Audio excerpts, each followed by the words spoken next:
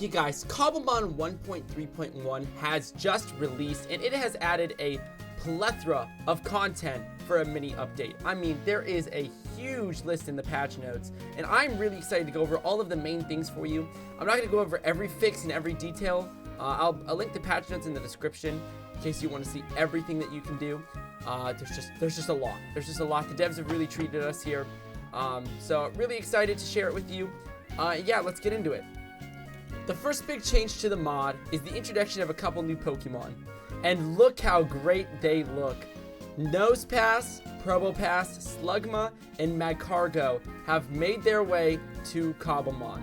Now, there's no information yet out there publicly about where they spawn, but if I were to take a guess, and again, this is a guess, Magcargo and Slugma probably spawn in volcanic biomes, whereas Nosepass and Probopass probably spawn underground or in mountains. Now, that's just a guess. I'm not absolutely 100% sure, but just look how amazing these guys are modeled. Again, custom animations, and you see the little bubbling on it. How do you get it to look that good? I don't think in a million years I could ever make a sprite that looks as good as this one does. And then let's take a look over here at Probopass. I mean, this thing is a heaping monstrosity, and I just want to admire. No, see, get out of here. I just want to. No, let me admire your stash. I want to admire the mustache. I love your mustache. And then Magcargo's trying to run away from me, but it's got the custom animations too. And then you can see it's got the custom bubbling as well as the little drool it's got. I love these Pokemon. They're all so cool, and I'm so happy they found their way to Cobblemon. Another big update here are some Pokemon drops. I can't get them to drop it. It must be a pretty rare drop, but Geodude now drops Black Ogrite, and Elgym line now drops Chorus Fruit. So that's very helpful because now you don't have to beat the Ender Dragon to get Chorus Fruit to get link cables. So yeah, you can just go ahead and kill Elgym. Let's see if this one will drop some. Oh yeah, see, this one decided to drop some, so now we can. Oh no, teleport around. Whoa! Got me on top of this building. Thanks for coming to save me, Pidgeot. Too bad I can't ride you yet. Maybe in a future update, for sure. The next thing that's semi-important here is that the Bergmite and Golett families can now spawn. They were in the game modeled, but the spawn files had an error with them, and so there's no way for them to spawn. Now, I don't know where they spawned. It's not in the documentation yet, but keep an eye on there to see if that gets updated, because these Pokemon look way too good to not add to your team. Another very, very huge update here is that apricorns can now be smelted. Now, apricorns aren't smelted to make Pokeballs. They are smelted to make dye. That's right, you can make any color dye of these. So, you know, a lot of stuff, it's sometimes hard to get dye, especially if you're playing in a world where you can't get ink sacs. Now you can smelt black apricorns.